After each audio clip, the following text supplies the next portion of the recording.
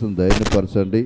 వారి పట్ల ప్రభా ఇంకా గొప్ప కార్యాలు మేలు జరిగించి నీ నామని ఈ వారం చెప్పలేని బిడ్డలను ప్రభా మరొక వారంలో కూడా చూడటానికి సహాయం దయచేయమని యేసుక్రీస్తుని అడుగుతున్నాం తండ్రి. ఆమేన్.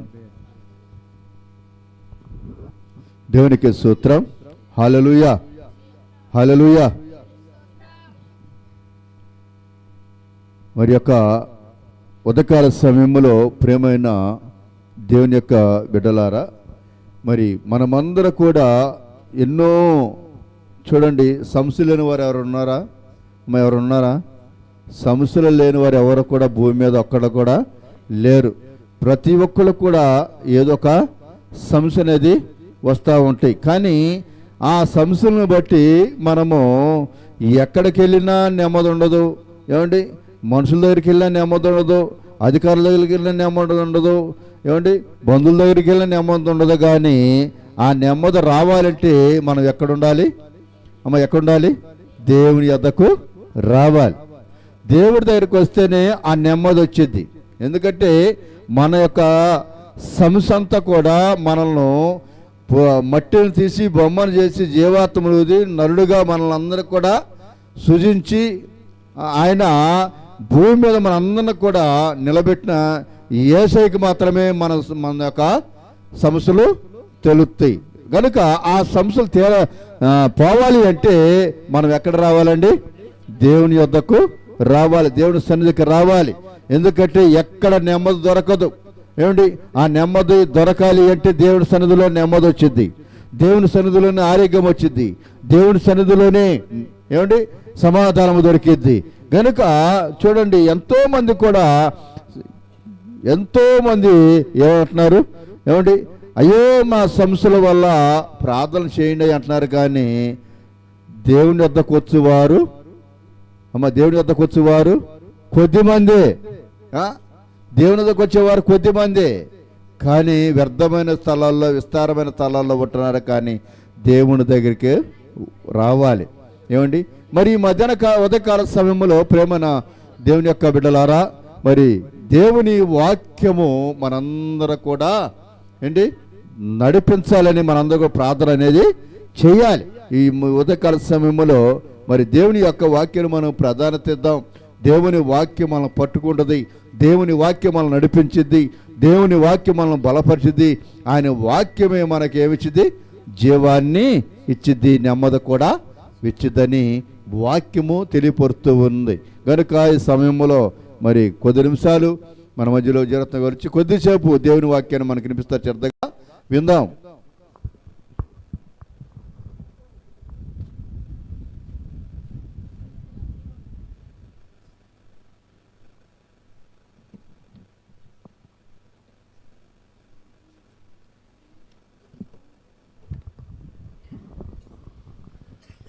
Praise the lord. దేవునికి స్తోత్రం. హల్లెలూయా. గట్టిగా చూద్దాం. హల్లెలూయా. దేవునికి స్తోత్రం. రెండు చేతుల దగ్గరగా చూద్దాం. హల్లెలూయా. మంచిది ప్రియులారా, మన ప్రభువును రక్షకుడైన యేసుక్రీస్తు వారి నామములో మీ అందరికీ కూడా నా హృదయపూర్వకమైన వందనాలు. అందరికీ వందనాలు. మంచిది, కొద్ది నిమిషాలు దేవుని వాక్యాన్ని ధ్యానం చేద్దాం. పరిశుద్ధమైన బైబిల్ గ్రంథంలో నుంచి అపోస్తుల కార్యములు 9వ అధ్యాయము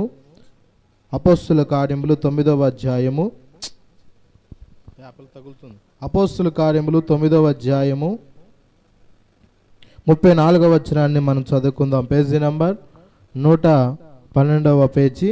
కొత్త నిబంధన గ్రంథంలో రాయబడిన పుస్తకము అపోస్తుల కార్యములు 9వ అధ్యాయం 34వ వచనాన్ని మనం చదువుకుందాం. పేతురు, అనేయ,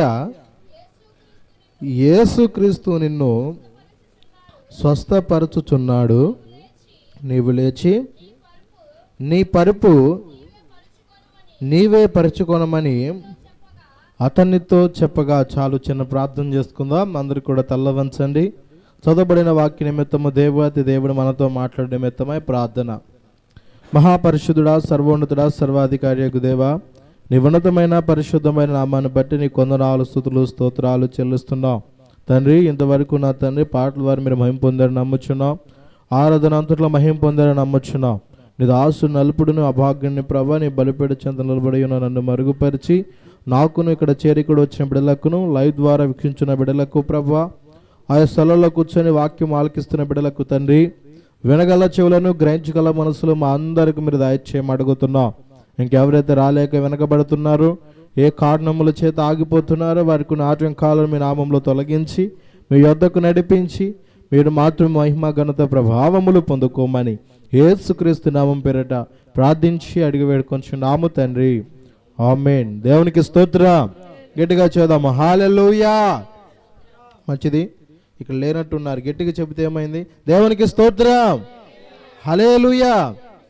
మంచిది ప్రియులారా, చూడండి చదవబడిన వాక్య భాగాన్ని మరొకసారి మనం ధ్యానం చేద్దాం. అపోస్తుల కార్యములు 9వ అధ్యాయం 34వ వచనం. అందరూ కూడా లేఖనాలు తెరవాలి. కొందరు బైబిల్ తీసుకొస్తున్నారు కానీ జిప్పులు కూడా తీయట్లేదు. అందరూ కూడా బైబిల్ తెరవాలి, ఒళ్ళో పెట్టుకోవాలి. వాక్యం చదవమన్నప్పుడు చదవండి, చదివిన తర్వాత నా వంక చూడండి. అప్పుడు ప్రభు మనతో మనందరితో మాట్లాడే మాటలు మనం అర్థం చేసుకోగలుగుతాం. అపోస్తుల కార్యములు 9వ అధ్యాయం 34వ వచనం.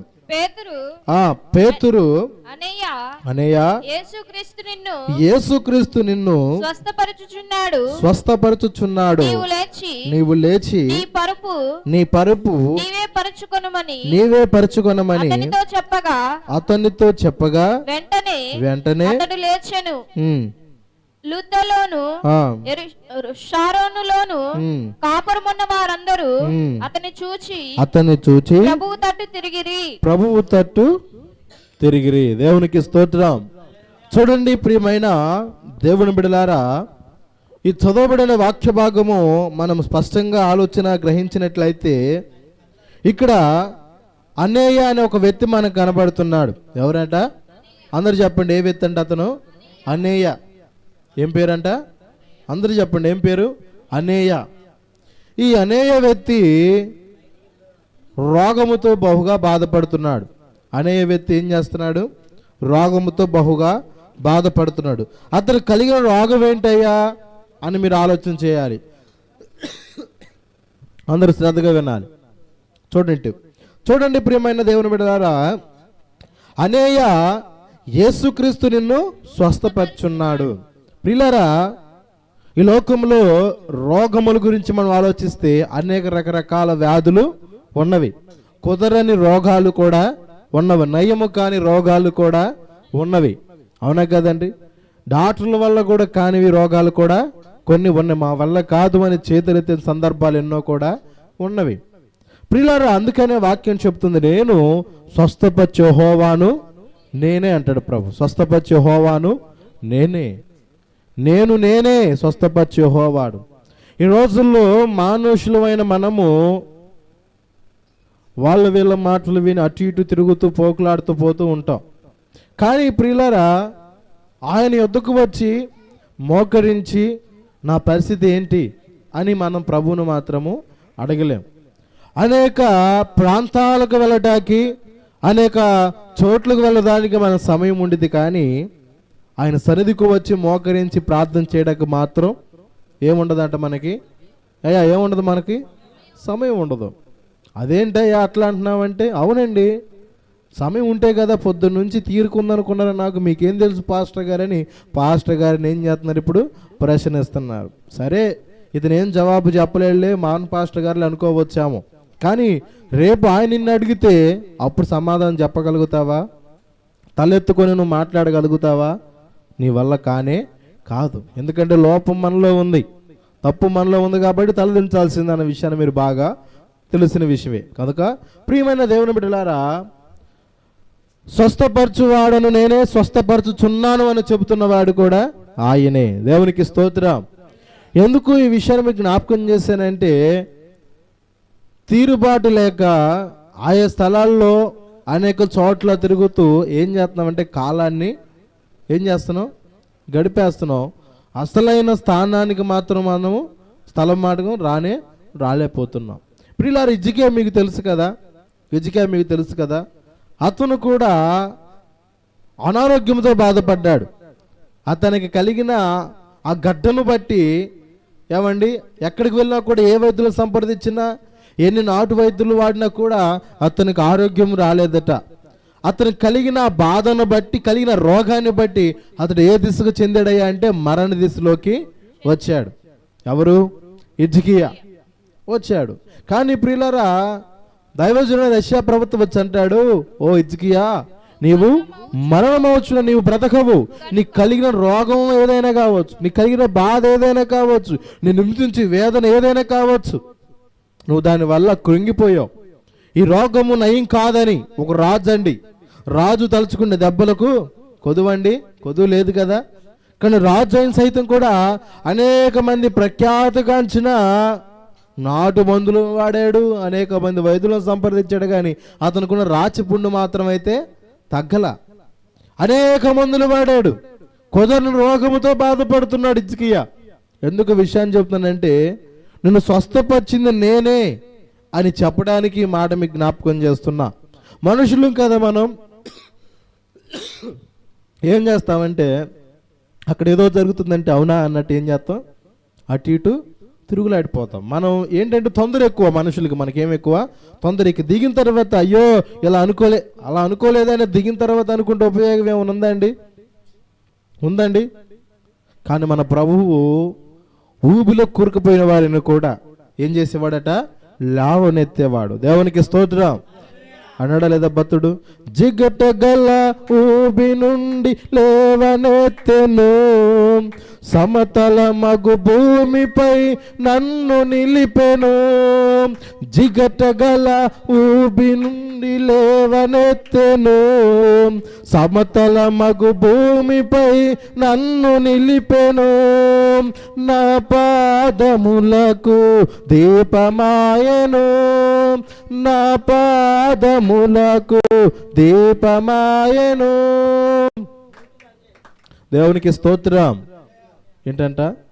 జిగట గల ఊబి నుండి నన్ను లేవనెత్తి సమతలమగు భూమిపై నన్ను నిలబెట్టాడు. నా పాదములకు నీవు దీపం వంటి వాడని దావీదు తన కీర్తనలో రచించిన గొప్ప మాట అండి. దేవునికి స్తోత్రం. ప్రియులారా, గమనించారు కదా. మరి హిజ్కియా సంగతి మీకు చెప్తున్నా కదా. ఎక్కడ ఆగాం చెప్పండి? ఎక్కడ ఆగాం? మిమ్మల్ని అడుగుతున్నా, ఎక్కడ ఆగాం? ఎక్కడ ఆగాం? హిజ్కియా రాచిపుండుతో బహుగా బాధపడుతున్నాడు.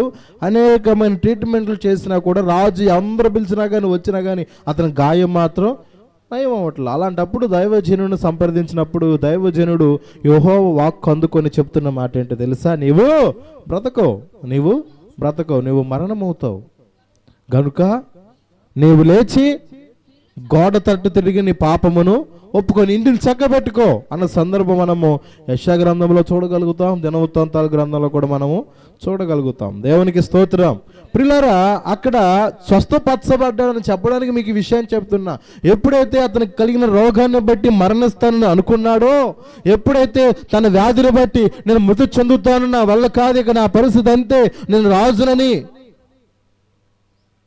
పుండాను తగ్గిపోయిందా? రోగాన్ని పోండి పోయిద్దా? పోదు కదా. అందుకని అలాంటి సిచ్యువేషన్లో వెంటనే దైవజనుడు చెప్పినట్లు ఏం చేసేది తెలుసా? గోడ తట్టు తిరిగి ఏం చేశాడట?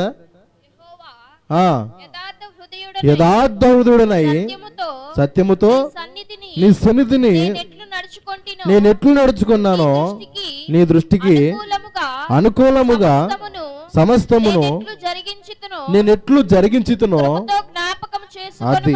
దేవునికి స్తోత్రం. ఏం చేయమంటున్నాడు? ఇంకా జ్ఞాపకం చేసుకోయ్యా. ఈ వ్యాధి ఎందుకు వచ్చిందో, ఈ బలహీనత నాకు ఎందుకు వచ్చిందో నాకు తెలియదు కాదు, తెలుసు కాబట్టి ఏమన్నాడు ఆయన? నీ కృపతో నా మునుపు నేను ఎట్లా నడిచాను అంటే ఇప్పుడు మనోడు ఏం చేసినట్టు? రాంగ్ స్టెప్ వేసినట్లే. ఒకప్పుడు ధర్మ విధులను పాటించిన వ్యక్తి అర్షుడు రాజుల మాటలు విని పిరిగి చెంది ఏమంటే ఇశ్రాయేలును కూడా కలవరపరిచిన సందర్భం ఒకటి ఉంది. అతను కూడా అర్థమవుతుందా? ఒరే నాయన, రాజులు మహా జ్ఞానవంతులు, మహారౌద్రం కలిగిన వారు, మనం దెబ్బ తాళలేము, ఇక ఏం చేద్దాం అని కలత రేపాడు కానీ కలవరని ఆపల కొన్ని సందర్భాల్లో. అలాంటి వేళ అతను భత్యం చేసింది ఏంటో తగ్గిపోయింది. తగ్గిపోవడం వల్ల రోగానికి ఏం చేశాడు? భయపడ్డాడు. మరణానికి ఏం చేశాడు? భయపడ్డాడు. అందుకని అతను చేసే ప్రార్థన మీరు స్పష్టంగా ఆలకిస్తే, దేవా నేను మునుపు నేను ఎట్లా యథార్థ హృదయంతో సత్యముతో ఎలా ఉన్నానో ఇప్పుడు లేను, అందుకనే నాకు ఈ వ్యాధి, అందుకే నాకు ఈ బాధ, నాకు అందుకే ఈ చింత, అందుకే నాకు ఈ వేదన, నాకు ఎందుకు ఈ కలవరం, అందుకే ఈ భయం అని అతను జ్ఞాపకం చేసుకున్నాడు. ఆ కన్నీళ్లు విడిచి చేసే ప్రార్థన దేవుడు ఆలకించాడు. ఆలకించి వెంటనే ఏమని వాకిచ్చాడు తెలుసా? హిజ్కియా, నీవు మరణమవుతున్నావని నేను చెప్పిన సందర్భాన్ని బట్టి పోతే పోయిందిలో ఉన్న జీవితం ఒకటే, రేపుడు సత్తే రెండో రోజు అనుకున్నాడండి. ఈ రోజుల్లో ఏ ఒక్కరిని కదిలిచ్చినా ఏముందులే కానీలే, రేపటికి ఎప్పుడైనా పోవాల్సిందే, పోతాం, పోకుండా ఎవరుండరు. ఎవరి ఈ లోకంలో స్థిరులు మాత్రం కానీ గొప్ప గొప్ప ఏమండి గొప్ప గొప్ప ప్రఖ్యాతగాంచిన రాజులు సైతమే, పేరు ప్రాఖ్యాతలు పొందిన వారు సైతమే మట్టిలో కలిసిపోయి నువ్వెంత నేనెంత కలిసిపోతాం. కానీ కలిసిపోయేలోపు మన ఆత్మ ఎక్కడ చేరాలి చెప్పండి? ఎక్కడ చేరాలి? ఉన్నంత చేపు కాచేది పైవాడే మనస, ఉన్నంత కాలం ప్రార్థిస్తూ ఉండవే మనస, తెలుసుకుంటే ఇది నీవు మనసా, తెలుసుకుంటే ఇది నీవు మనస, ధన్యురాలవే ఓ ఆత్మ మనస, ధన్యురాలవే ఓ ఆత్మ మనస, యాడ నుంచి వచ్చిందో ఈ ఆత్మ మనస, ఎప్పుడు ఎగిరిపోతుందో ఎవరికేమో ఎరుక, యాడ నుంచి వచ్చిందో ఈ ఆత్మ మనస, ఎప్పుడు ఎగిరిపోతుందో ఎవరికేమో ఎరుక. దేవునికి స్తోత్రం. ఏమండి ఎప్పుడు ఎగిరిపోతుందో తెలుసా అండి? కొన్న బలుపు ఎప్పుడు ఎగిరిద్దో దానికే తెలియదు. ఏమండి వాస్తవం చెప్పాలండి, వాటికైనా సంవత్సరం గ్యారంటీలు ఉన్నాయి, కానీ మన జీవితాలు గ్యారంటీలు వారంటీలు లేవు. ఎందుకో ఎగిరెగిరి పడతారు అర్థం కాదు. కొంచెం కలిగామంటే చాలు ఎగిరెగిరి పడిపోతాం, అన్నం ఉందంటే చాలు ఎగిరెగిరి పడతాం, ఆస్తులు ఉన్నాయంటే చాలు ఎగిరెగిరి పడతాం. ఎప్పుడు నీ పిల్లమెండి పోయిద్దో తెలియదు. పిల్లమెండి పోయిన పోలి పిల్లగడం ఆడని చూసారా? అలాగదు. ఎందుకంటే పిల్లమెండి పోయింది, పిల్లమెంటి వెళ్తురుని ఇచ్చేది ఆ గ్యాస్ వల్ల. అర్థమవుతుందా? ఈరోజు ఈ లోకములో నీవు వెలుగ్గా ఉండాలి. ఆయన కలిగిన నీవు ఇతరులకు వెలుగ్గా నీ సాక్ష్యం ఉండాలి. అందుకనే అయ్యా నేను ఒకప్పుడు ఇలా చేశాను అని తన అవిధేతను ఒప్పుకుంటే దేవుడు అతను కలిగిన రోగాన్ని బాగు చేసాడా లేదా? ఇసుకే రోగాన్ని చెప్పండి, బాగు చేసాడా లేదా? 15 సంవత్సరాల ఆయుష్ ఇచ్చే డాక్టర్లు చెప్పారు, అబ్బాయి నీ కలిగిన రాజపుండి వల్ల దేహం అంతా కూడా ఏమైపోయింది? కృషించిపోయింది, నీకు ఆరోగ్యం రాదు, నీవు స్వస్థత పొందలేవు, ఇక నువ్వు గట్టిగా ఒక నెల బతుకుతావేమో, ఇక నీ వల్ల కాదని చెప్పారు అతను సంప్రదించిన వైద్యులందరూ కూడా. కానీ మన ప్రభువు ఎన్ని సంవత్సరాలు ఇచ్చాడు? నెల అన్నది 15 సంవత్సరాల ఆయుష్ను అతనికి ఇచ్చాడు. గల కారణం ఏంటి? రావాల్సిన స్థలానికి మనం వస్తే, చేయవలసిన ప్రార్థన మనం చేస్తే, మనం ఒప్పుకోవాల్సినవని మనం ఒప్పుకొని విడిచిపెడితే అప్పుడు మీ దేహమునకు ఏం కలిగిద్ది అన్నాడు? ఆరోగ్యము కలిగిద్ది, మీ ఎముకలకు సత్తువనిస్తానని సొలొమోను రచించిన సామెతల్లో మనం ఆ మాటను చూడగలుగుతాం. దేవునికి స్తోత్రం. ఇప్పుడు హిజ్కియా స్వస్థపరచడా లేదా? అలాగే ప్రియులారా ఇక్కడ కూడా మీతో చెప్తున్న మాట ఏంటంటే అపోస్తుల కార్యములు 9:34లో పేతురు అంటున్నాడు, అనేయ యేసుక్రీస్తును స్వస్థపరచుచున్నాడు. స్వస్థపరచున్నది ఎవరు? మనిషా దేవుడా? చెప్పండి, మనిషా దేవుడా? నిన్ను స్వస్థపరచుచున్నాడు అని ఎవరితో మాట్లాడుతున్నారని మీరు గమనించాలి. పేతురు అనే దైవజనుడు అనేయ అనే వ్యక్తితో మాట్లాడుతున్నాడు. ఇక్కడ కూడా వచ్చిన నీతో కూడా ప్రభు చెప్తున్నది, నువ్వే బలహీనతో బాధపడుతున్నావో, ఏ వేదనతో చింతిస్తున్నావో, ఏ నష్టముతో నువ్వు బాధపడుతున్నావో ప్రభు చెబుతూ నిన్ను స్వస్థపరిచేది నేనే. నువ్వు నా యందు విశ్వాసం ఉంచగలుగుతావా? నువ్వు నా యందు స్థిరంగా ఉండగలుగుతావా? ఏమండి ఇది ఉండలేవు. నీకు ఆ రోగం వచ్చిందమ్మా, షుగర్ వచ్చింది, నువ్వు స్వీట్ తగ్గించాలంటే తగ్గించా. నీకు బీపీ వచ్చిందమ్మా, సాల్ట్ తగ్గించాలంటే తగ్గిస్తాం. రోగాలకు భయపడి ఉప్పు కారాలు తగ్గిస్తాం, కానీ దేవునికి భయపడి మాత్రం పాపాలు మాత్రం అస్సలు తగ్గించరండి. ఎంత అదృష్టవంతులు అంటే మనము. ఏడబోతాయండి ఇవన్నీ? ఏమండి ఏడబోతాయి? దేవునికి భయపడి ముందు పాపాన్ని మనం మానేస్తే మనలో ఉన్న బలహీనత కూడా పోద్దండి. దేవునికి స్తోత్రం. గట్టిగా చూద్దామా హల్లెలూయా. అర్థమవుతుందా? కనుక ప్రియమైన దేవుని బిడ్డలారా, ఇతడు ఏ ప్రదేశంలో ఉన్నాడు అంటే లుద్దలో ఉన్నాడు. 32వ వచనం చూస్తే, ఆ తరువాత పేతురు సకల ప్రదేశంలో సంచారము చేయుచు లుద్దలో కాపురమున్న పరుషుల వద్దకు వచ్చెను. అక్కడ పక్షవాయువు కలిగి 8 ఏండ్ల నుండి మంచం పట్టిన వాడై ఉండిన అనేన ఒక మనిషిని చూచాడు. దేవునికి స్తోత్రం. ఎన్ని సంవత్సరాలు బాధపడుతున్నాడు అంటే చెప్పండి, ఎన్ని సంవత్సరాలు బాధపడుతున్నాడు? 8 ఏండ్ల నుంచి 8 సంవత్సరాల నుంచి ఏ వాయువుతో బాధపడుతున్నాడు? ఏ వాయువుతో బాధపడుతున్నాడు? దీర్ఘాయువుతోనా? ఏ వాయువు? పక్షవాయువుతో, పక్షవాతముతో బాధపడుతున్నాడు. అతని పని అతను చేసుకోలేడు. ఆ పక్షవాతంతో ఆ దేహానికి అంతా కలిగిన ఆ పక్షవాతాన్ని బట్టి చేయి కదిలించగలుగుతాడా? కాళ్ళు కదిలించగలుగుతాడా? ఎక్కడేసిన గొంగలే అక్కడే అన్నట్లుంది అతని పరిస్థితి. అవునా కదా ప్రియులారా? అలాంటి సిచ్యువేషన్లో ఉన్నాడు. ఎవరు అతను?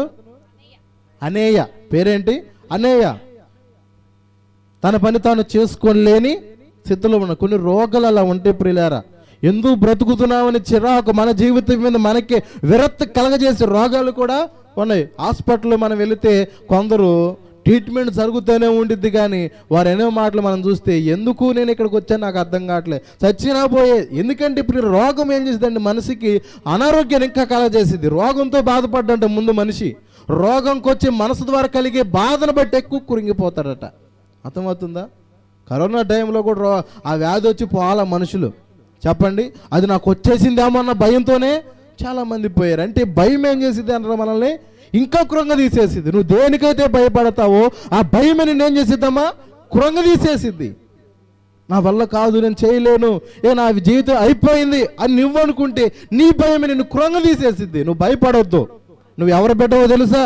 దేవాతి దేవుని బిడ్డవు కాదా? అలాంటప్పుడు నువ్వు ఎలా ఉండాలి?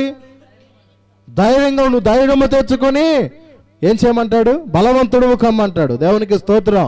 నువ్వు ధైర్యము తెచ్చుకొని బలంగా ఉండు. నీలో కన్నా పెరుగుతనం చూశారనుకో, నీలో కన్నా భయభీతం చూశారనుకో, ఇతరులకు ఏం కలిగి తెలుసా? చెప్పండి, ఏం కలిగితే తెలుసా? నీ బలహీనత వారికి ఆయువుగా తీసుకొని, అసరాగా తీసుకొని నిన్ను ఆలాలని చూస్తారు. నీ మీద ప్రభుత్వం చలాయించాలని చూస్తారు. భయపడవద్దు. ఆయన ఎరిగిన బిడ్డవి నీవు, ఆయన ఎరిగిన దానివి, ఆయన రక్షణ పొందిన దానివి నీవు. ఎందుకు భయపడాలి? ఎందుకు చింతించాలి? ఎందుకు దిగులు చెందాలి? ఆలోచించే. భయపడాల్సిన అవసరము లేదు. నువ్వు చెప్పాలి, గర్వంగా చెప్పాలండి. నీ ముందున్న సాతాను కూడా పారిపోవాలా నువ్వు చెప్పే మాటకి. ఏమని? నేను యేసయ్యా బిడ్డనే, ఆయన బిడ్డనే నేను. నువ్వెంత నీ పిశాచం అపవాదులు మనం ఏం చేయాలి? ఎదిరికించి మాట్లాడే దమ్ము మనకు ఉండాలా. కానీ ఈరోజు మనం ఏం చేస్తున్నాం? పరిస్థితులలో చూసి, ఎదుడు వారిని చూసి కృంగిపోతున్నాం, కృంగిపోయి కృషించిపోతున్నాం. అలా ఉండొద్దు ప్రియులారా. అందుకంటున్నాడు, ఈ అనేన వ్యక్తి కూడా ప్రియులారా 8 సంవత్సరాల నుంచి బాధపడుతున్నాడు కుదరని రోగముతో. ఎన్ని మందులు వాడినా, ఎన్ని నాటు మందులు వాడినా, అనేక ప్రఖ్యాతిగాంచిన వైద్యులు సంప్రదించినా కానీ అతని రోగం మాత్రం కుదరలా. వేసారిపోతాడు, మాంసంలో పడిపోయి నేను ఎందుకు బ్రతుకుతున్నానా, నేను ఎందుకు భారంగా ఉన్నానని తనలో తాను మబ్బిపోతుంటే, తనలో తాను కృంగి కుసించిపోతుంటే పేతురు గారు ఆ స్థలానికి వచ్చాడు. దైవజనుడు ఆ ప్రాంతానికి వచ్చాడు. దైవజనుడు వచ్చేటప్పుడు ఎవడు వచ్చినట్లే? దేవుడు వచ్చినట్లే. దేవుడు అతను బలపరిచాడు. ఓ అనేయ, యెహోవా నిన్ను స్వస్థపరచుచున్నాడు, స్వస్థపరచుచున్నాడు. దేవునికి స్తోత్రం. గట్టిగా చూద్దాం హల్లెలూయా. దేవుడు నిన్ను స్వస్థపరచుచున్నాడు. అర్థమవుతుందా? దేవుడు నిన్ను స్వస్థపరచుచున్నాడు. నేను కాదు స్వస్థపరిచేది, నా బలం కాదు స్వస్థపరిచేది, దేవుడే నిన్ను స్వస్థపరచుచున్నాడు అని ఆ మాట అంటాడు. యేసుక్రీస్తు నిన్ను స్వస్థపరచున్నాడు. నీవు లేచి నీ పరుపు నీవే పరుచుకోమని అతనితో చెప్పాడు. నీకు నీవే లేచి పరుపు పరుచుకోమన్నాడు. అంటే అర్థం, అతను కలిగిన ఆ పక్షవాయువుని బట్టి తన పని తానే చేసుకోలేడని దీని అర్థం. అర్థమవుతుందా? పక్షవాయువు కలిగిన వ్యక్తి కాళ్ళు నడవగలుగుతాడా? ఏమా చేతులు ఏమైనా చాచగలుగుతాడా? అతను ఎలా ఉంటాడని తన జీవితంలో అనుకుంటే నేను చచ్చిన పీనింగ్ లెక్క అనుకుంటాడు ఆయన. అర్థమవుతుంది? చచ్చిన పీనింగ్ లెక్క అని అనుకుంటాడు. కానీ అతనితో దేవుని మాట ఏంటో తెలుసా? నీకు నీవే లేచి నీ పరుపు పరుచుకో. నువ్వు పనుకోడాకైనా ఏదైనా నీవే పరుచుకో అని.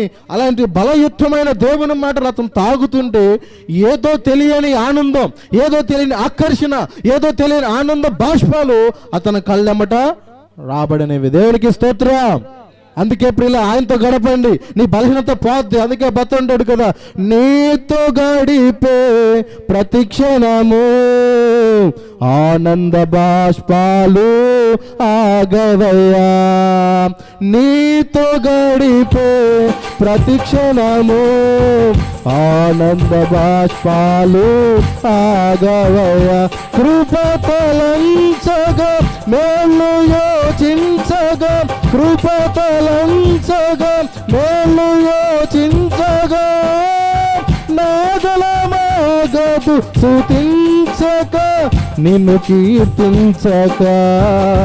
యేసయ్యా యేసయ్యా నా యేసయ్యా, యేసయ్యా యేసయ్యా నా యేసయ్యా.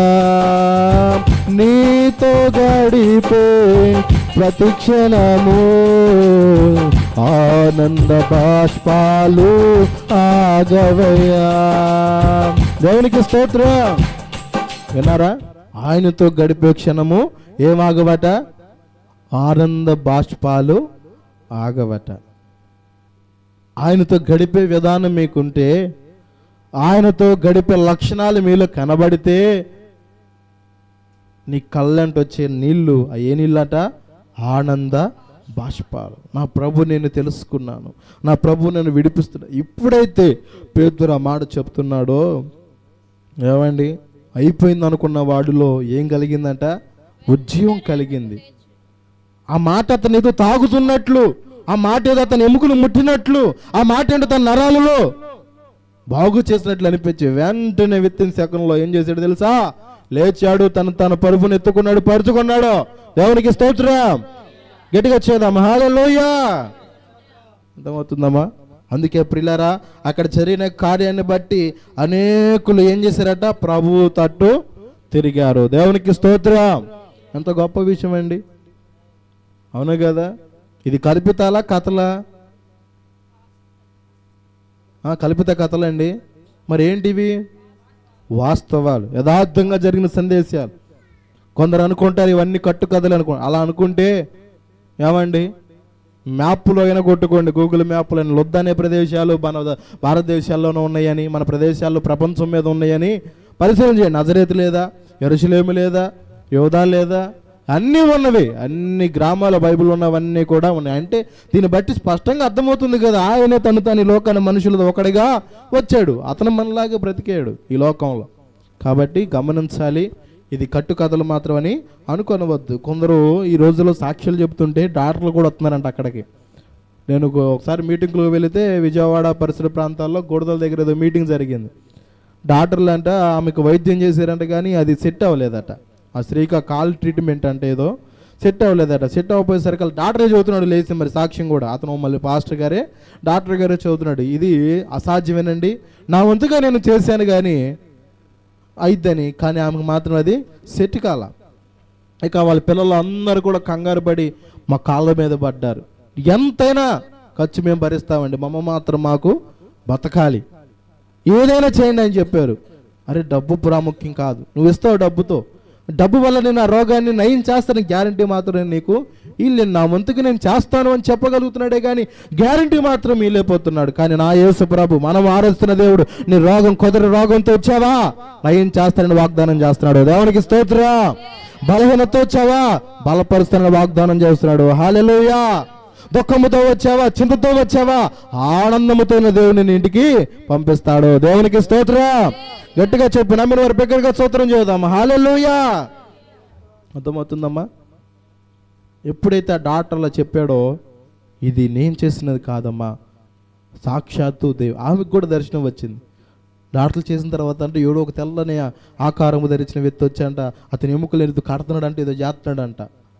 అలా వచ్చిన 4వ రోజు ఆమె కాలు సెట్ అయిపోయి నడుస్తూ చెప్తుంది ఆమె సాక్ష్యం. డాక్టర్ కూడా సాక్ష్యం ఇస్తున్నాడు, వైద్యులు కూడా సాక్ష్యం ఇస్తారు, ఆయన నిజమైన దేవుడు. అందుకని వారు ఒకే ఒక మాట అంటారు, అద్భుతమైన మాట, అమ్మ మా వల్లైతే కాదు, మీరు నమ్ముకున్న దేవుడైతే గొప్పవాడు, ఆయన మీద భారం వేసుకొని ఆయన మీద విశ్వాసం ఉంచమని కూడా ఈరోజు డాక్టర్లు చెప్పగలరు. అందుకని నేను డాక్టర్ల కన్నా పరమ వైద్యుడిని అంటాడు ఒక చోట. కాబట్టి మీరు బలహీనతో బాధపడే అవసరం లేదు. ఎందుకంటే బలహీనత మనం కొంగదీసిద్ది కాదన్న నేను కూడా. ఎందుకంటే ఇప్పుడు ఎక్కడిదాకా ఎందుకు, ఎక్కడో కాలుకు ములుగుసుకుంటే తల్లల్లో దంచి కళ్ళుతో చూసుకొని ఆ తగిలిన చిన్న గాయానికి మనం అంతా స్పందించట్లేదండి దేహం అంతా. అలాగే చిన్న పరిస్థితిని బట్టి బలహీనతను బట్టి మనం కూడా బలహీనం అవ్వచ్చు. కానీ బలహీనంగా ఉండకుండా కోసం వీనికి ఈ మాటను మీకు చెబుతున్నా. దేవునికి స్తోత్రం. కనుక ప్రియమైన దేవుని బిడ్డలారా, అనేయన్న ఒక వ్యక్తిని దేవుడు ఏ రీతిగా స్వస్థపరిచాడో దేవుడు నిన్ను కూడా స్వస్థపరుస్తాడు. కొందరికట ఈ విషయం కూడా చెప్పాలనిపిస్తుంది. ఇప్పుడు ఒక వ్యక్తి కానీ బాగు చేశాడంటే అతనికి ఏం కలిగిద్ది? అది ఏం కలిగిద్ది? గర్వం కలిగిద్ది. ఇప్పుడు డాక్టర్ కూడా అంతే. ఇప్పుడు నేను కానీ అరే వాళ్ళందరూ హాస్పిటల్ తిరిగి వచ్చాను, నా హాస్పిటల్కి వచ్చినాక నేనేం చేశాను, లేపి నిలబెట్టాను అనేసి ఇక వారు పెట్టుకునే పేరులో కూడా ఏమొచ్చిందంటే ముందు ప్రఖ్యాతగాంచిన ఏకైక హాస్పిటల్ అని కూడా రాసుకుంటారు. ఎందుకంటే జరిగిన కారణాన్ని బట్టి కొన్ని హాస్పిటల్ మీద నేను చూసా.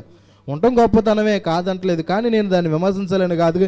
ఒక ఘనత మనం చేసామని, ఒక కార్యం మన ద్వారా జరిగిందంటే దాన్ని ఎంతో డమ్మసరిగా చెప్పుకుంటాం. అర్థమవుతుందండి? ఇది నేను చేశా, నేను బట్టి ఆమెకు డబ్బులు వచ్చినాయి, నేను అడ్డును బట్టి ఆమెకు వచ్చినాయి కాదంటలే. కానీ దాన్ని ఏం చేస్తుంటే మనము నేను అనే పదాన్ని వాడతాం.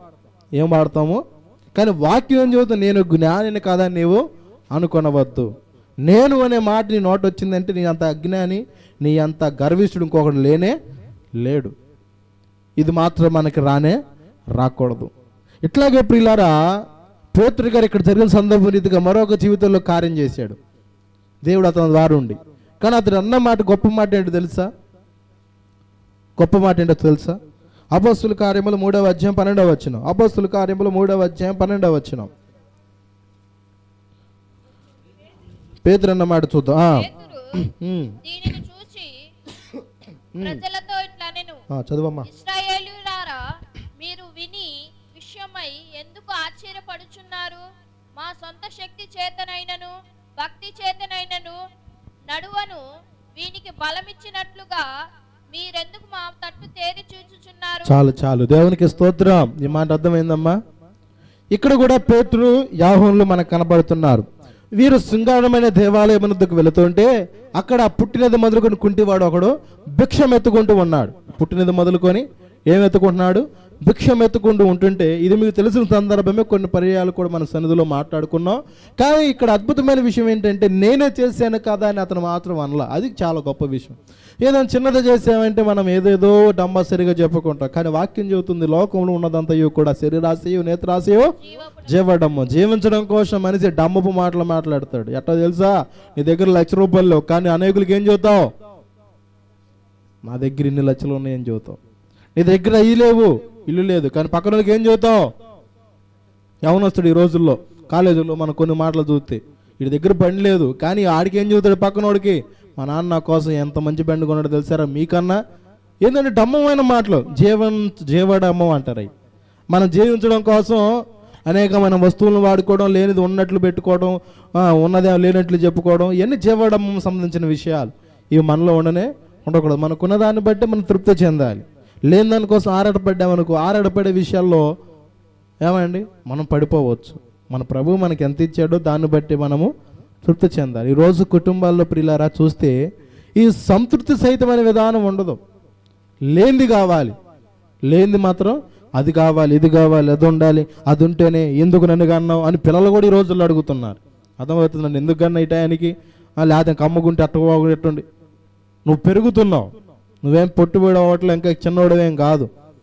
పౌలు గారు అంటాడు, ఒక గొప్ప ప్రసంగికుడు, నేను దీన స్థితి యందు ఉండనెరుగుదను, సంపన్న స్థితి యందు నేను ఉండనెరుగుదును అన్నాడు కదా. దీన స్థితి అందునా సంపన్న స్థితి అందునా నడచినాను, ఎగిరినాను, నడచినాను, ఎగిరినాను, సంతృప్తి కలిగి ఉందునే, నిత్యము ఆరాధనకు నాదరమా స్తోత్ర బలులు నీకే అర్పించెదా యేసయ్యా. నిత్యము ఆరాధనకు నాదోరమా, స్తోత్ర బలులు నీకే అర్పించెదా యేసయ్యా. రాజా జగమెరిగిన నా యేసు రాజా, రాజా జగమెరిగిన నా యేసు రాజా. రాగాలలో అనురాగాలు కురిపించిన మన బంధము అనుబంధము, మన బంధము అనుబంధము. విడదీయగలరా ఎవరైనాను మరి ఏదైనాను. రాజా జగమెరిగిన నా యేసు రాజా. దేవునికి స్తోత్రం. దేన స్థితి ఎందును సంపన్న స్థితి నేను నెరుగుదును. కానీ వాటిలో మనకు ఉండాల్సిన సంతృప్తి సహితమైన భక్తి అంట గొప్ప లాభసాధకమై ఉన్నదని భక్తుడు ఒక చోట అన్నాడు. సంతృప్తి ఉండాలి. అమ్మా ఏముండాలి పుట్టి? సంతృప్తి సహితమైన ప్రార్థన ఏం చేసేదంటే మనకి గొప్ప లాభ సహితముగా ఉండి సంతృష్టి సహితమైన విధానం మనకు ఉండాలి. ప్రతి దాంట్లో కూడా ఓర్చుకునే విధానం, తగ్గించుకునే స్వభావం మనకు ఉంటే దేవుడు మనల్ని ఎక్కడ ఉంచుతాడో తెలుసా? నువ్వు ఊహించిన దానికన్నా కూడా చెప్పు, ఎక్కడ ఉంచుతాడు? డాబాలపైన ఉంచుతాడా? ఏమండి, ఉన్నతమైన స్థానంలో నింపుతాడు. దేవునికి స్తోత్రం. ప్రిలారా విన్నారు కదా, గొప్ప విషయం ఏంటో తెలుసా? అయ్యా ఈ కొంటివాడిని, ఈ పుట్టితో గుడ్డివాడిని మేము ఏదో స్వస్థపరిచినట్టు మా వంక చూస్తారేంటి? మేం కాదు, వీనికి ఏదో బలం ఇచ్చి మేము ఏదో నడిపించినట్టు చూస్తారేంటి? లేదో. మరి ఎవరయ్యా బాగు చేసిదిరా నాయన అంటే 13వ వచనం, అబ్రహాము, ఇస్సాకు, యాకోబు అను వారి దేవుడు అనగా మన పితరుల దేవుడు తన సేవకుడైన యేసును మహిమపరిచి ఉన్నాడు. చాలు చాలు. దేవునికి స్తోత్రం. ఎవరయ్యాను బాగు చేసింది? ఆ కుంటివాడిని బాగు చేసింది ఎవరు? పేతురు గారా, యోహాను గారా? వాళ్ళలో దేవుడు ఉండి ఏం చేశాడు? స్వస్థపరిచాడు. దేవునికి స్తోత్రం. అంతేగాని ఇది మేమే చేసాంరా అని పేరు కూడా తెచ్చుకోవచ్చు. అర్థమవుతుందా? వాళ్ళే అర్ధస్థానంలో అగ్రపేటల మీద కూర్చొని మేమే దేవుడు అని కూడా చెప్పుకోవచ్చు. ఎందుకంటే ప్రజలు తిరుగుతారు. జనాలు కల్లా కావాల్సిన చేసే వ్యక్తి కావాలి, కానీ చేయించున్న దేవుడు మాత్రం వాళ్ళకే అవసరం లేదు. ఈ రోజుల్లో చేసే వ్యక్తి. ఈ రోజు కూడా ప్రసంగాలు ఎలా ఉంటాయో తెలుసా అండి? అసలు దేవుని వాక్యం అందిస్తుంది మన కొరకైనా రెండరంట. చెప్పే వ్యక్తి ఎవరో కూడా తెలుసుకోవాలని కూడా వస్తారట. అట్టుంటారంట జనాలు. ప్రిల్లరా, ఈ రోజులను మనకున్నట్టు మంచి రోజులు కావు. కాబట్టి వాక్యం మనకు కరువయ్యే రోజులు కనుక శ్రద్ధగా వినాలి. ఎక్కడున్నా ఏ సంఘానికి వెళ్ళేవారైనా కూడా శ్రద్ధగా వినాలనే ప్రేమతో మీకు విషయాన్ని జ్ఞాపకం చేస్తున్నా. కనుక అతనున్న గొప్ప మాట ఏంటి?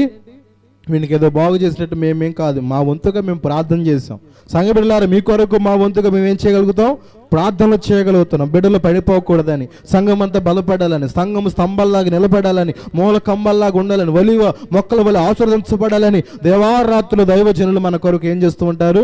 ప్రార్థనలు చేస్తూ ఉంటారు. ఆ ప్రార్థన మీకు కాపుదలగా ఉండొచ్చు. కొందరు అంటారు, కొంత సాక్ష్యాలు నేను ప్రార్థించకపోయినా కూడా నిజమైన విశ్వాసులు అక్కడ మా సేవకులు ప్రార్థన చేస్తున్న ఆ ప్రార్థన మాకు ఈరోజు క్షేమకరముగా ఉందని కూడా చెప్పే సాక్ష్యాలు మనం విన్నాం. నిజమే ప్రియులారా, నువ్వు చేసినా ప్రార్థన చేయకపోయినా సమూయేలు ప్రవక్త అంటాడు, నేను మీ కొరకు ప్రార్థన చేయటము మాను. ఒకవేళ మానేనంటే అది దేవునికి విరోధంగా నేను పాపము చేసినట్లే, అది దూరమవునుగా. కానీ సమూయేలు గ్రంథంలో మనం చూడగలుగుతాం. కనుక దైవజనుడు ప్రార్థన చేస్తే కార్యం ఆయన చేస్తాడు. ప్రార్థన మానేస్తే నువ్వు అభివృద్ధి చెందలేవు. లెక్క నువ్వు చెప్పాలా, సేవకులుగా మేము చెప్పాలి. కాబట్టి నీ గురించి, నీ కుటుంబం గురించి, నీ కలిగిన సంతానం గురించి మనము ప్రార్థించే సేవకులుగా, ప్రార్థించే సంఘముగా ప్రతి ఒక్కరి మీద భారము ఉన్నది. ఆ విషయాన్ని మీరు బాగా గుర్తుంచుకొని నన్ను చేయట్లేదే, నన్ను మర్చిపోయాడే అని ఇలా అనుకోకూడదు. ప్రభువు మనల్ని ఎప్పుడు కూడా మనుషులు మర్చిపోతారేమో అమ్మ, మనుషులు మర్చిపోతారేమో, కన్నవారు మర్చిపోతారేమో, అయిన వారు మర్చిపోతారేమో, స్నేహితులు మర్చిపోతారేమో, కానీ నిన్ను మాత్రము మనం ఆరాధిస్తున్న ప్రభువు మరచిపోడు. దేవునికి స్తోత్రం. కాబట్టి విషయాన్ని గుర్తుంచుకొని నిన్ను స్వస్థపరుచున్నాడు యెహోవాయే. ఇక్కడ కూడి వచ్చిన మీ అందరూ కూడా మీరు కలిగిన బలహీనతలను విడిపించి స్వస్థపరచువాడు ఆయనే. కాబట్టి నువ్వు ఏ బలహీనత వచ్చావో ఆ బలహీనత యేసు నామములో విడిపింపబడును గాక. నువ్వు ఏ బలహీనతో, ఏ వ్యాధితో, ఏ చింతతో, ఏ దుఃఖముతో ఆయన యుద్ధకు వచ్చి నువ్వు విలపిస్తున్నావు, ప్రలాపించి వేడుకుంటున్నావు, ఆ అడిగిన మనవులు నా తండ్రి అయిన దేవుని సన్నిధికి చేరి నువ్వు అడిగిన దాన్ని శీఘ్రంగా ప్రభు నీకు అనుగ్రహించును గాక. కాబట్టి దేవుడు స్వస్థపరచువాడు ఆయన అన్నట్లు ఇక్కడ ఎవరు అనారోగ్య పరిస్థితితో బాధపడుతున్న వారందరికీ దేవుడు స్వస్థతను చేకూర్చును గాక. ఆమేన్. ప్రార్థన చేసుకుందాం. ఈ సందేశమును దేవుడు వెనుకలో దీవించి మిమ్మల్ని అందరినీ ఆశీర్వదించును గాక. ఆమేన్. చిన్న ప్రార్థన. మహాగణుడా, సర్వోన్నతుడా, సర్వాంతర్యామి యగు దేవా, నీ కొందనాలు. అల్పుడును నాయన నీ దాసును నిలబెట్టుకొని సంఘానికి, నాకు, సంఘ బిడ్డలకు, ఇదిగో నా తన మైక్ అంతలో వింటున్న బిడ్డలకు, లైవ్ ద్వారా వీక్షించిన బిడ్డలకు ప్రభా, నువ్వు అందించిన మంచి వర్తమానం బట్టి నీ కొందనాలు నాయన. నిన్ను స్వస్థపరుచున్నాడు, యేసుక్రీస్తుని స్వస్థపరుచున్నాడు అని నాయన అనేయాన్ని స్వస్థపరిచావు ప్రభా. ఇదిగో నాయన, ఇదిగో మేము వెండి బంగారంలో మా యుద్ధం ఏమీ లేవు, కానీ మాకు కలిగిందే మీకు ఇస్తామని నజరేయుడైన యేసు నామమున దిగ్గుల్లాగోమనే ప్రభా. శృంగారమైన దేవాలయ మీద భిక్షమెత్తుకుని కుంటివాడిని బాగుపరిచావు ప్రభా. ఈ స్థలములో నా తండ్రి అనేక వ్యాధులతో, అనేక బలహీనతో, అనేకమైన వ్యాధి బలహీనతో బాధపడుతున్న వారు ఉన్నారయ్యా. వారిని మీరు స్వస్థపరచండి.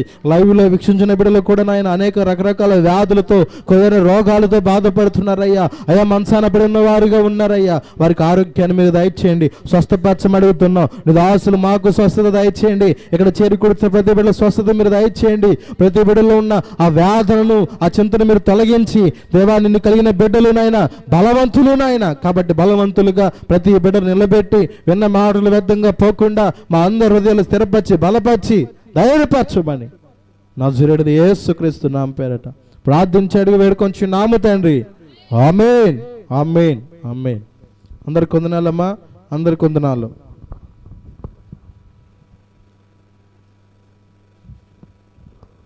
దేవునికి స్తోత్రం. హల్లెలూయా. మా అందరు ఇక్కడే ఉన్నారా? మా అందరు ఇక్కడే ఉన్నారా? అందరు ఇక్కడే ఉన్నారా? హల్లెలూయా. మంచిది. మరి యొక్క మధ్యాహ్న కాల సమయంలో, మరి ఈ యొక్క సమయంలో మనము దేవుని యొక్క మంచి యొక్క వర్తమానాలను విన్నాం. ఎందుకంటే బైబిల్ గ్రంథంలో ఎంతోమంది స్వస్థపడిన వారు కూడా ఉన్నారు. కానీ ఈ దినము ఎవరి గురించి విన్నాము? ఇప్పుడు అనయ్య, తర్వాత హిజ్కియా, తర్వాత ఎవరి గురించి విన్నాం? కుంటివాడు గురించి మనము విన్నాం. మరి కుంటివాడు ఎలా అయితే అండి, కుంటివాడు దేనికోసం ఎదురు చూశాడు? అమ్మా, కుంటివాడు దేనికోసం ఎదురు చూశాడు? బంగారం కోసం ఎదురు చూశాడు, ఎండి కోసం ఎదురు చూశాడు, ధనం కోసం అతను ఎదురు చూశాడు. ఎందుకంటే అతను చేసే వృత్తి ఏంటి? అతను చేసే జాబ్ ఏంటి? అతను చేసే జాబ్ ఏంటి? చక్కగా ఇద్దరు మనుషులు తీసుకొచ్చి అక్కడ కూర్చోబెట్టి సాయంత్రం వల్ల తీసుకెళ్ళే జాబ్ అతను. అలాంటి జాబు గలవాడు కూడా ఏం పొందాడు? స్వస్థత పొందాడు. ఎవరి ద్వారా? ఎవరి ద్వారా? దైవజనుల ద్వారా దేవుడు ఉండి అక్కడ గొప్ప కార్యము జరిగించాడు. దేవునికి స్తోత్రం. మరి ఈనాడు మనము కూడా, ఎందుకంటే దేవుని దాసుల ద్వారా దేవుడు అద్భుత కార్యాలు చేసేవాడుగా ఉంటాడు కనుక మనం తన విశ్వాసాన్ని బట్టి అక్కడ కార్యము జరిగింది. ఏమండి? తన విశ్వాసాన్ని బట్టి కార్యం జరిగింది. మరి మన విశ్వాసం ఏది? మన విశ్వాసాన్ని బట్టి ఎందుకు కార్యం జరగట్లేదు? మనలో ఏ విశ్వాసం ఉంటుంది? అవిశ్వాసము, అపనమ్మకము. ఏమండి? ఇలాంటి అవిశ్వాసాలు ఉంటే ఏ కార్యాలు జరుగుతాయి? ఏ వేలు చూస్తారు? ఆలోచించండి. దేవుడు గొప్పవాడు. ఎందుకంటే నువ్వు నమ్ముట నీ వల్ల అయితే సమస్తమును సాధ్యమే. నువ్వు నమ్మాలి. నమ్మకము లేకపోతే నువ్వు ఎక్కడికి వెళ్ళినా కూడా ఏ కార్యమో జరగదండి. ఎందుకంటే ఇప్పుడు ఆ కుంటివాడు ధనాన్ని చూశాడు, ధనాన్ని ఆశించాడు, కానీ తనకుండా ఆ వ్యాధిని మాత్రము జ్ఞాపకము చేసుకోవట్లేదు. ఎందుకంటే ఇక నా వృత్తి ఇదే కదా, నా బ్రతుకు ఇంతే కదా, ఎప్పుడు కూడా నేను ఇలాగే ఉండాల్సిందే కదా అని అనుకున్నాడు. ఆ వృత్తిని సాగిస్తూ ఉన్నాడు. ఎందుకంటే వెనకమాల ఉన్న వారికి ఏం చేస్తున్నాడు? వెనకమాల ఉన్న వారికి సంపాదిస్తున్నాడు. ఏమండి? ఇప్పుడు ఆ సంపాదన ఎందుకు కూడా పనికిరాదు. ఇప్పుడు తను ఎప్పుడైతే స్వస్థపడ్డాడో ఎప్పుడైతే దేవుడు అతని పట్ల కార్యం చేశాడో వెంటనే క్రొవ్విన దూడ గంతులు వేసేట్లుగా ఎక్కడికి వెళ్ళాడమ్మా? అమ్మ ఎక్కడికి వెళ్ళాడు? తన ఇంటికి వెళ్ళాడా? వెళ్ళలా, దేవాలయంలోకి వెళ్ళాడు. హల్లెలూయా! దేవాలయంలోకి అటు ఇటు పరుగులెత్తూ ఉన్నాడట. అక్కడ ఉన్న వాళ్ళందరూ ఏమంటున్నారు? మరి ఈడేంది ఇప్పుడు దాకా రోజు ఏడా చూస్తున్నాం కదా, రోజు ఏడా అడుక్కుంటున్నాడు, ఈడేంది ఆడే ఈడే ఆడే కదా, ఈడు ఎంత స్వస్థపడుతుంది, ఈడేంటి గొద్దులు ఎత్తనేంటి, నిడదాగా అతను పాకాడు, ఇతను మనుషులు తీసుకొచ్చి కూర్చోబెట్టాడు, అలాంటి వాడు ఇదేంటి గంతులు వేస్తున్నాడంటేనే ఆశ్చర్యపడ్డారంట. మన ఆశ్చర్యం కూడా చూడాలి, మనుషులు ఎదుటి వారు కూడా చూడాలి. దేవుడు మన పట్ల చేసే కార్యము ఎదుటి వారు కూడా గమనించాలి. దేవుడు నా పట్ల మేలు చేశాడు, దేవుడు నువ్వు స్వస్థపడాలి, నువ్వు స్వస్థ మేలు చూడాలి. నీ పక్కన వచ్చేవారు కూడా మేలు కూడా చూడాలి. నీ ప్రక్కన వారే కానీ, ఇంటి వారే కానీ, ఎదట వారే కానీ, ఏమండి అనేకులు బంధువులు కూడా నిన్ను చూసి ఏం చేయాలి? వాళ్ళు కూడా దేవుని వద్దకు పరుగులెత్తేవారుగా ఉండాలని దేవుని వాక్యం ద్వారా మనం విన్నాం. దేవునికి స్తోత్రం. మరి యొక్క సమయంలో మరి మనందరూ కూడా లేచి మరి ఒకరు సమాధానం అడుక్కుందాం. దేవుని యొక్క మరి శరీరంలో చేయి వేయబోయే ముందు మనందరూ కూడా క్షమాపణ అడుగుదాం.